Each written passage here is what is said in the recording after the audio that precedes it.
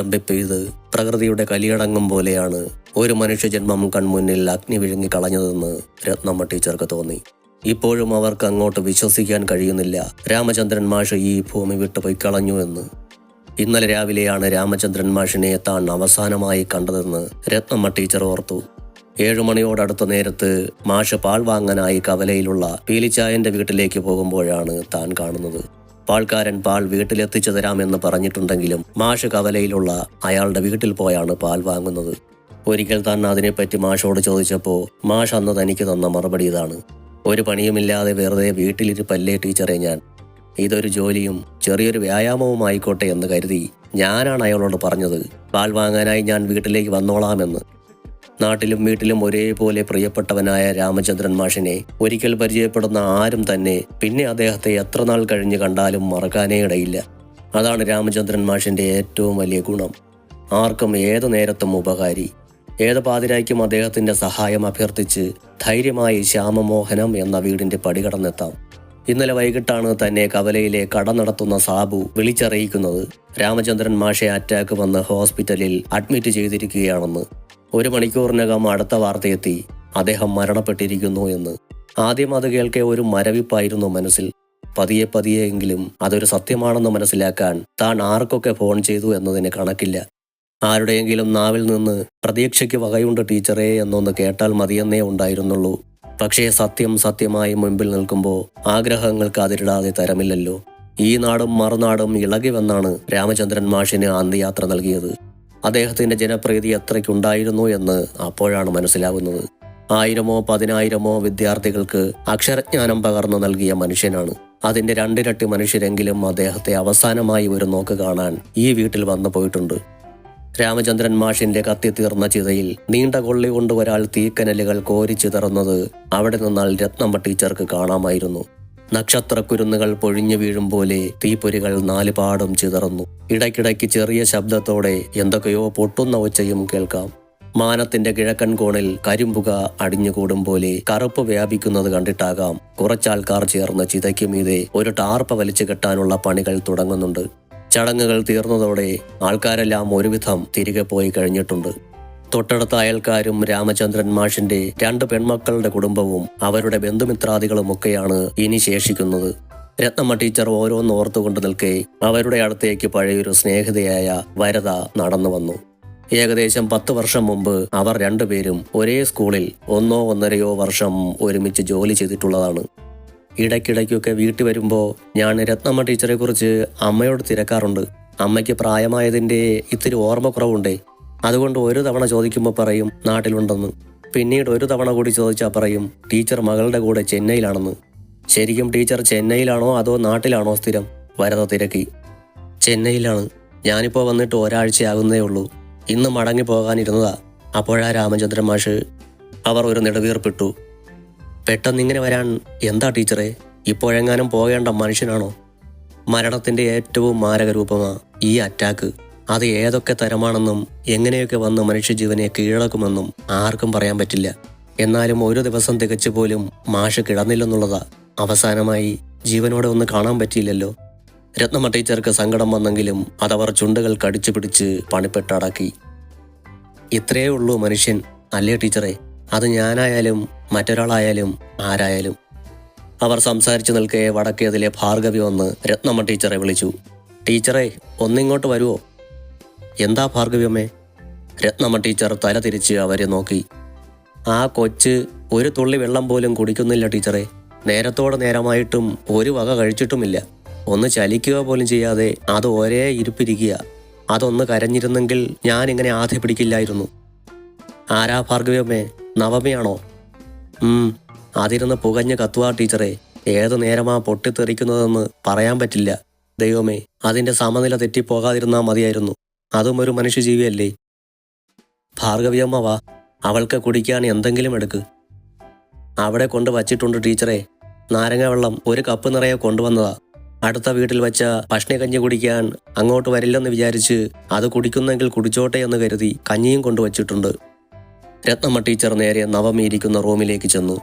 കട്ടിലിൽ 2 കാലുകളും കൈകൊണ്ട് ചുറ്റിപ്പിടിച്ച് കാൽമുട്ടുകൾക്ക് മുകളിലേക്ക് തലചായ്ച്ചു വെച്ച് ഇരിക്കുകയാണവൾ. ജീവിതത്തിൽ ഇനിയൊന്നും പ്രതീക്ഷിക്കാനില്ലാത്തവളുടെ ഒരു ഭാവം അവളുടെ കണ്ണുകളിൽ രത്നമ്മ ടീച്ചർക്ക് കാണാൻ കഴിഞ്ഞു. ആ കാഴ്ച കണ്ടിട്ട് രത്നമ്മ ടീച്ചർക്ക് സങ്കടം വന്നു. രാമചന്ദ്രൻ മാഷ് ജീവന്റെ ജീവനായി കൊണ്ടു നടന്ന പെണ്ണാണ്. അവൾക്കും തിരിച്ച് അതിന്റെ 100 ഇരട്ടി സ്നേഹമായിരുന്നു മാഷോട്.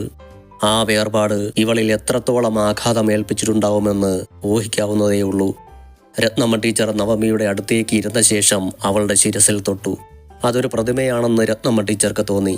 തണുത്തുറഞ്ഞ ഒരു പ്രതിമ. രത്നമ്മ ടീച്ചർ എഴുന്നേറ്റ് മറുവശത്ത് വന്ന് നവമിക്ക് അഭിമുഖമായിരുന്നു. ഭാർഗവിയമ്മ ഒരു കപ്പ് നാരങ്ങാവെള്ളം എടുത്ത് രത്നമ്മ ടീച്ചർക്ക് നേരെ നീട്ടി. ഇതങ്ങോട്ട് കുടിക്കാൻ പറ ടീച്ചറെ, അതിൻ്റെ തൊണ്ട വരണ്ട പൊട്ടി കിടക്കുകയാവും. ആ ക്ഷീണവും ഒന്ന് മാറിക്കിട്ടും. ഇത് കുടിക്കുമോളെ, നിന്റെ ഈ ഇരിപ്പ് കണ്ടിട്ട് സഹിക്കുന്നില്ലല്ലോ കുഞ്ഞെ. അച്ഛൻ പോയി, ആ സത്യം ഇനി നമ്മളെല്ലാം ഉൾക്കൊണ്ടേ പറ്റൂ. നമ്മളിനി എത്ര സങ്കടപ്പെട്ടാലും പോയ മാഷ് തിരിച്ചു വരില്ല മോളെ. നീ ഒന്ന് തല ഉയർത്തിപ്പിടി കുഞ്ഞെ, എന്നിട്ട് ഇതിൽ നിന്ന് ഒരു കവിൾ വെള്ളമെങ്കിലും കുടിക്കുമോളെ. രത്നമ്മ ടീച്ചർ അങ്ങനെ പറഞ്ഞപ്പോൾ നവമി മെല്ലെ കണ്ണുകൾ മൂടിക്കളഞ്ഞു. അതൊരു പ്രതിഷേധമാണെന്ന് രത്നമ്മ ടീച്ചർക്ക് തോന്നി. അകാരണമായി തന്റെ അച്ഛനെ തന്നിൽ നിന്നും അടർത്തിയെടുത്തുകൊണ്ട് പോയ കാലത്തോടുള്ള പ്രതിഷേധം. എൻ്റെ അച്ഛനില്ലാത്ത ലോകത്ത് ഇതൊന്നും എനിക്ക് കാണുകയേ വേണ്ടെന്ന പ്രതിഷേധം. അവൾക്ക് വിശപ്പും ദാഹവും ഒന്നും കാണില്ല ടീച്ചറെ. അതാ അവളിങ്ങനെ നിഷേധാർത്ഥത്തിൽ ഇരിക്കുന്നത്. നമ്മൾ കാണഞ്ഞിട്ടായിരിക്കും. അവൾക്ക് ദാഹിച്ചപ്പോൾ അവൾ പോയി വെള്ളമോ ജ്യൂസോ ഒക്കെ എടുത്ത് കഴിച്ചിരിക്കും. അല്ലെങ്കിൽ തന്നെ ഇവൾക്ക് തിന്നാനും കുടിക്കാനുമുള്ളത് അച്ഛൻ ഏതു നേരവും ഇവിടെ സ്റ്റോക്ക് ചെയ്ത് വച്ചേക്കുമല്ലേ. വാതിൽക്കൽ നിന്നൊരു ശബ്ദം കേട്ട് രത്നമ്മ ടീച്ചർ അവിടേക്ക് നോക്കുമ്പോൾ കാണുന്നത് ഇരു കൈകളും മാറിൽ പിണച്ചു കെട്ടി വാതിൽ പടിയിലേക്ക് ചാരി തങ്ങളെ തന്നെ നോക്കി നിൽക്കുന്ന സൗമ്യയെയാണ്. അവൾക്ക് തൊട്ടു പിന്നിൽ നിൽപ്പുണ്ട് മൂത്തവൾ സൗമിനി. സൗമിനി പക്ഷേ ഇപ്പോഴാണ് അവിടേക്ക് വന്നത്. എന്താടി ഇവിടെ? സൗമിനി വാതിലിന് പുറത്തു നിന്നുകൊണ്ട് അകത്തേക്ക് നോക്കി സൗമ്യയോട് ചോദിച്ചു. രത്നമ്മ ടീച്ചർ ഇവിടത്തെ കുഞ്ഞു അവയെ മാമൂട്ടുന്നു. കണ്ടില്ലേ ചേച്ചി? മുറിക്കുള്ളിലെ കാഴ്ച സൗമ്യനിക്ക് കൃത്യമായി കാണാൻ വേണ്ടി സൗമ്യ അല്പം ഒഴിഞ്ഞു കൊടുത്തു. ഇവളിതെന്താടി നിരാഹാരമിരിക്കുന്നോ? ആരെ കാണിക്കാനാ ഇവൾ ഈ അടവെടുക്കുന്നത്? സൗമിനിയുടെ മുഖത്ത് നവമിയോടുള്ള വെറുപ്പ് കാണാമായിരുന്നു. ചേച്ചി അവളോട് നേരിട്ട് ചോദിക്ക്, മുമ്പിൽ ഇരിപ്പുണ്ടല്ലോ ആള്. ചോദ്യവും പറച്ചിലുമൊക്കെ പിന്നെ. ഇവളെ അമ്മ അന്വേഷിക്കുന്നുണ്ട്, അങ്ങോട്ട് ചെല്ലാൻ പറഞ്ഞു. അമ്മയ്ക്ക് ഇവളുടെ കാര്യത്തിൽ എന്തോ തീരുമാനമെടുക്കാനുണ്ടെന്ന്. സൗമിനി പറയുന്നത് കേട്ട് രത്നമ്മ ടീച്ചർ അമ്പരന്ന് പോയി. തീരുമാനമോ? എന്തു തീരുമാനം? അവർ തിരക്കി. ആ, അതൊന്നും എനിക്കറിയില്ല ടീച്ചറെ. അമ്മ പറഞ്ഞത് ഞാൻ വന്ന് ഇവളോട് പറഞ്ഞു, അത്രേ ഉള്ളൂ. നിന്റെ അമ്മയുടെ തീരുമാനം എന്താണെന്ന് നീ അമ്മയോട് തിരക്കിയില്ലേ? ആ ഇല്ല, എനിക്കതിൻ്റെ ആവശ്യമില്ലെന്ന് തോന്നി. അല്ലെങ്കിൽ തന്നെ ഇവളുടെ കാര്യത്തിൽ എന്തെങ്കിലും തീരുമാനം അമ്മ എടുക്കുന്നതിന് ഞാൻ എന്തിന് ചോദിക്കണം? ചോദിക്കണ്ടേ? നിങ്ങളുടെ അമ്മയാണെന്ന് കരുതി ഇവളുടെ കാര്യത്തിൽ ഒരു തീരുമാനമെടുക്കുമ്പോൾ അതെന്താ അമ്മയെന്ന് നീ ചോദിക്കേണ്ടേ സൗമിനി? ഇത് നിന്റെ അനിയത്തിയല്ലേടി? അപ്പോൾ അതറിയാനുള്ള അവകാശവും നിനക്കില്ലേ? അനിയത്തിയോ? ആരുടെ അനിയത്തി? എന്നോ ഒരു ദിവസം എവിടെ നിന്നോ അച്ഛൻ ഒരു പെൺകുട്ടിയെയും കൂട്ടി വീട്ടിലേക്ക് വന്നിട്ട് പറയുന്നു, മക്കളെ, ഇവൾ നിങ്ങളുടെ അനിയത്തിയാണെന്ന്. അന്ന് ഞങ്ങൾക്ക്, എനിക്കും സൗമിക്കും അറിയില്ല ഇത് ചോദ്യം ചെയ്യപ്പെടേണ്ടിയിരുന്നതാണെന്ന്. പക്ഷേ അറിവുള്ള അമ്മയ്ക്ക് അതിനുള്ള ധൈര്യവും പോരായിരുന്നു. ധൈര്യമില്ലായിരുന്നു എന്നല്ല, അമ്മ എന്ത് പറഞ്ഞാലും അനുസരിക്കുന്ന ഒരു പ്രകൃതമായിരുന്നില്ല അച്ഛൻ്റേത്. അങ്ങനെ പറയുന്നതാവും ശരി. അല്ലെങ്കിൽ ഇന്നിവൾ ഈ ഇരിപ്പ് നമ്മൾക്ക് മുമ്പിൽ ഇരിക്കുമായിരുന്നില്ലല്ലോ. സൗമിനി നവമിയെ തന്നെ നോക്കിക്കൊണ്ട് രോക്ഷത്തോടെ പറഞ്ഞു. രത്നമ്മ ടീച്ചറിൽ നിന്നും ഒരു മറുപടിയും കിട്ടാതായപ്പോൾ സൗമിനി അനിയത്തിയെ നോക്കി പറഞ്ഞു, സൗമ്യെ, നീ ഇവളെ വിളിച്ച് അമ്മയുടെ അടുത്തേക്ക് കൊണ്ടുപോ. അമ്മയ്ക്ക് ഇവളുടെ കാര്യത്തിൽ എന്തോ തീരുമാനമെടുക്കാനുണ്ട്. ഇവളെ ഇനി ഇവിടെ നിർത്താൻ പറ്റില്ലെന്ന് അമ്മ അങ്കിൾമാരോട് പറയുന്നത് ഞാൻ കേട്ടു. ഇവിടെയല്ലാതെ ഈ കൊച്ച് എങ്ങോട്ട് പോകും? അത് കേട്ടു നിന്ന ഭാർഗവി ചോദിച്ചു. അതൊന്നും എനിക്കറിയില്ല ചേച്ചി. ചേച്ചിക്ക് എന്തെങ്കിലും സംശയമുണ്ടെങ്കിൽ ചെന്ന് അമ്മയോട് ചോദിക്ക്. അല്ലെങ്കിൽ തന്നെ ഇതൊക്കെ ചോദിക്കാൻ ചേച്ചി ആരാ? ഞങ്ങളുടെ കുടുംബകാര്യങ്ങളിൽ ഇടപെടാൻ ചേച്ചി നിൽക്കല്ലേ. ചേച്ചി എന്നല്ല ആരും. രത്നമ്മ ടീച്ചറെ മുനവച്ചൊന്ന് നോക്കിയ ശേഷം സൗമ്യനി അവിടെ നിന്നും പോയി. സൗമ്യ നടന്ന് നവമിയുടെ മുമ്പിലേക്ക് വന്നു. എണീക്കിടി അവിടുന്ന്, മതി നിന്റെ അഭിനയം. ചേച്ചി പറഞ്ഞത് കേട്ടില്ലേ? എണീറ്റ് അമ്മയുടെ അടുത്തേക്ക് ചെല്ല്. നീ ഇനി ഈ വീട്ടിൽ വേണോ വേണ്ടയോ എന്ന് തീരുമാനിക്കാനുള്ള നേരമായി. എണീറ്റ് വന്നോ പെട്ടെന്ന്. നീ ഇവിടെ ഇങ്ങനെ വാശി പിടിച്ചിരുന്ന് അമ്മയെ ഇങ്ങോട്ട് വരുത്താൻ നിൽക്കല്ലേ. അറിയാലോ അമ്മയുടെ സ്വഭാവം. ഒരു ഭീഷണിയുടെ സ്വരത്തിലാണ് സൗമ്യയുടെ സംസാരം. കഷ്ടമുണ്ടോ മോളെ? ഈ നേരത്ത് തന്നെ ഇതിനോട് ഇങ്ങനെയൊക്കെ ചെയ്യാൻ നിങ്ങൾക്ക് എങ്ങനെ കഴിയുന്നോ എന്തോ. ഒരിത്തിരി മനുഷ്യപ്പറ്റ് കാണിക്കരുതോ നിങ്ങൾക്കിതിനോട്? ഇതൊരു മനുഷ്യജീവിയല്ലേ. ഒന്നാമതേ ഇതിന്റെ മാനസിക നില പോലും അത്ര ശരിയല്ല. തനിക്കും ഇതേ പ്രായത്തിൽ ഒരു മകളുള്ളതാണല്ലോ എന്നോർക്കെയായിരുന്നു ഭാർഗവി അമ്മയ്ക്ക് സങ്കടം. മാനസിക നില ശരിയല്ലെങ്കിലേ അതിനുള്ള ചികിത്സ കൊടുക്കാനാ എണീറ്റ് അങ്ങോട്ട് വരാൻ പറഞ്ഞത്. അല്ലാതെ ഇവളെ അവിടെ കൊണ്ടുപോയി കൊല്ലാനും തിന്നാനും ഒന്നുമല്ല. അതെനിക്ക് മനസ്സിലായല്ലോ. രണ്ടിൻ്റെയും സംസാരത്തിൽ തന്നെ കാണാനുണ്ട് എന്താ ചികിത്സയാ കൊടുക്കാൻ പോണതെന്ന്. ആ മാഷിന്റെ ചിതയ്ക്ക് തീ വീഴാനിരുന്നതാ ഇതിന്റെ കഷ്ടകാലം തുടങ്ങാൻ. എനിക്കിതൊന്നും കാണാനുള്ള ശക്തിയില്ല ടീച്ചറെ, ഞാൻ പോവാ. ഭാർഗവിയമ്മ തന്റെ കയ്യിലിരുന്ന നാരങ്ങ വെള്ളം നിറച്ച കപ്പ് മേശപ്പുറത്തേക്ക് വച്ചിട്ട് അവിടെ നിന്നും ഇറങ്ങിപ്പോയി. എണീക്കടി. സൗമ്യ വന്ന് നവമിയുടെ കൈക്ക് പിടിക്കാൻ നേരം രത്നമ്മ ടീച്ചർ തടഞ്ഞു. സൗമ്യ പൊക്കോ, അവളെ ഉപദ്രവിക്കാൻ നിൽക്കണ്ട, ഞാൻ അവളെ അങ്ങോട്ട് കൊണ്ടുവന്നോളാം. സൗമ്യ മനസ്സില്ലാ മനസ്സോടെ കൈ പിൻവലിച്ചു. പിന്നെ തിരിച്ചു നടന്നിറങ്ങി പുറത്തേക്ക് പോയി. സൗമ്യന് വരുന്നത് കണ്ടതോടെ ഹാളിലിരുന്നവരെല്ലാം നിശബ്ദരായി. അവളുടെ കൂടെ നവമി ഇല്ലെന്ന് കണ്ടപ്പോൾ പത്മപ്രിയയ്ക്ക് അമ്പരപ്പായി. അവൾ എവിടെ നവമി? നീ അവളെ വിളിച്ചുകൊണ്ട് വരാനല്ലേ മോളെ പോയത്? പത്മപ്രിയ ചോദിച്ചു. ഞാൻ വിളിക്കാഞ്ഞിട്ടാണോ അമ്മേ? വരേണ്ടേ അവൾ? അവൾക്ക് തോന്നി തുടങ്ങിയിട്ടുണ്ടാവും ഇനി ഇവിടെ ആരെയും അനുസരിക്കേണ്ടെന്ന്. എനിക്ക് വയ്യ അതിൽ കൂടുതൽ അവളുടെ കാല് പിടിക്കേ. ഞാൻ സൗമ്യയോട് പറഞ്ഞിട്ടുണ്ട് വിളിച്ചുകൊണ്ട് വരാൻ. അവളിപ്പോൾ കൂട്ടിക്കൊണ്ടുവരും. ഇതുവരെ ബാക്കിയുള്ളവരെല്ലാം അവിടെ ഇരുന്ന് രാമചന്ദ്രൻ മാഷിന്റെ മരണത്തെക്കുറിച്ചും അഹങ്കാരപൂർണമായ അദ്ദേഹത്തിന്റെ ജീവിതത്തെക്കുറിച്ചും തങ്ങൾക്കുള്ള അറിവുകൾ പരസ്പരം പങ്കുവച്ചുകൊണ്ടിരുന്നതാണ്. ഹാളിൽ സോഫായുടെ ഒരറ്റത്തായി പത്മപ്രിയ ഇരിപ്പുണ്ട്.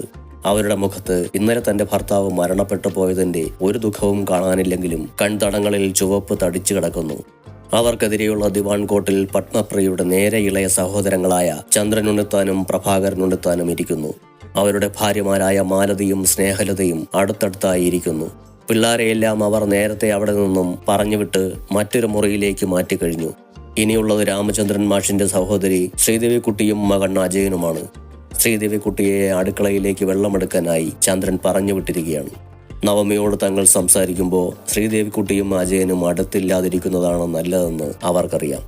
ശ്രീദേവിക്കുട്ടിയോട് എന്തെങ്കിലുമൊക്കെ പറഞ്ഞ് മനസ്സിലാക്കാമെങ്കിലും അജയൻ ഒരു തലതെറിച്ചവനായിട്ടാണ് അവർക്കെല്ലാം തോന്നിയിട്ടുള്ളത്. എന്നാൽ മുഖത്തടിച്ചതുപോലെ സംസാരിക്കാനും മറ്റുള്ളവരിൽ തെറ്റെന്തെങ്കിലും കണ്ടാൽ അത് തുറന്നു പറയാനും ഒരു മടിയും കാണിക്കാറില്ല അജയൻ. അതുകൊണ്ട് തന്നെ കുടുംബത്തിലുള്ള എല്ലാവരുടെയും കണ്ണിലെ ഒരു കരടാണ് അജയൻ. അജയനെ ആ സദസ്സിൽ നിന്ന് ഒഴിവാക്കാൻ പത്മപ്രിയയുടെ 2 സഹോദരന്മാരും ശ്രമിച്ചെങ്കിലും അജയൻ അതൊന്നും ഗൗനിക്കാനേ പോയില്ല. പത്മയാന്റിയുടെ ഈ സഹോദരന്മാരെ ഒറ്റ എണ്ണത്തിന് രാമചന്ദ്രൻ അങ്കിൾ ജീവിച്ചിരുന്നപ്പോൾ ഈ വീടിന്റെ 7 അയലത്ത് അടുപ്പിക്കാറില്ലായിരുന്നു എന്ന് അജയൻ അറിയാം. അതൊക്കെ അവരുടെ തന്നെ കയ്യിലിരിപ്പിന്റെ ഗുണമാണെന്ന് അജയൻ മനസ്സിലാക്കിയിട്ടുണ്ട്. അവരങ്ങനെ നവമിയെ വിചാരണ ചെയ്ത് ഈ വീട്ടിൽ നിന്ന് പുറത്താക്കാനുള്ള തന്ത്രം മെനഞ്ഞുകൊണ്ടുള്ള കാത്തിരിപ്പാണിതെന്ന് അജയന് എപ്പോഴോ ഒരു സൂചന കിട്ടി. രത്നമ്മ ടീച്ചറിന് പിന്നാലെ നവമി വരുന്നത് കണ്ടതോടെ മാലതി തൊട്ടടുത്ത് നിന്ന സ്നേഹലതയെ കൈകൊണ്ട് തൊട്ടു. സ്നേഹലത ഒരടയാളം പോലെ ഭർത്താവിന്റെ 2 ചുമലുകളിലും കൈകൊണ്ട് അമർത്തി. ചന്ദ്രനുണ്ണിത്താനും കണ്ടു അവൾ വരുന്നത്. ഈ സ്ത്രീ ഇവിടെ ഉണ്ടായിരുന്നോ? ഇവരെന്തിനാ ഇപ്പോൾ അവൾക്ക് അകമ്പടി സേവിക്കുന്നത്? അവൾക്കെന്താ തനിയെ നടക്കാൻ അറിയില്ലേ? ചന്ദ്രൻ അനുജന്റെ ചെവിക്കരികിലേക്ക് മുഖമടുപ്പിച്ച് പറഞ്ഞു. ഏട്ടനത് വിട്ടുകളയെന്നേ. അവര് നമ്മളെ എതിർക്കാനൊന്നും നിൽക്കത്തില്ല. അവരോട് ഇറങ്ങിപ്പോകാൻ പറഞ്ഞാൽ മതി, അപ്പോ പോയിക്കോളും. രത്നമ്മ ടീച്ചർ നവമിയെയും കൂട്ടി വന്നിട്ട് പത്മപ്രിയയെ നോക്കി ചിരിച്ചു. അവരത് കണ്ടെങ്കിലും അങ്ങോട്ട് ശ്രദ്ധിക്കാനേ നിന്നില്ല. രത്നമ്മ ടീച്ചർ നവമിയെ ഒഴിഞ്ഞുകിടന്ന ഒരു സിംഗിൾ സോഫയിലേക്ക് ഇരുത്തി. കുറച്ച് നിശബ്ദ നിമിഷങ്ങൾക്ക് ശേഷം തുടങ്ങിക്കോ എന്ന് പ്രഭാകരൻ ഉണ്ണിത്താൻ ഏട്ടന് കണ്ണുകൾ കൊണ്ട് സംജ്ഞ നൽകി.